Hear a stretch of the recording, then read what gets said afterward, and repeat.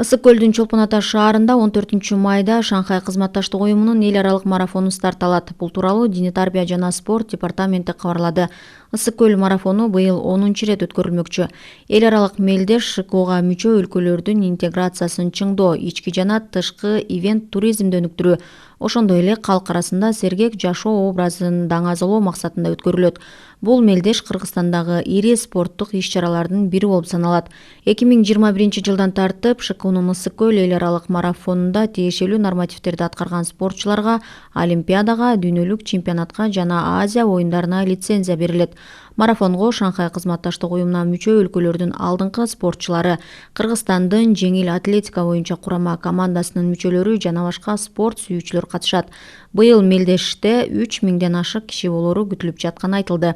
Жарышта спортчулар 42, 21, 10 чакырымдарга чуркап, скандинав ыкмасы менен 3 жана 10 чакырымга баса алышат.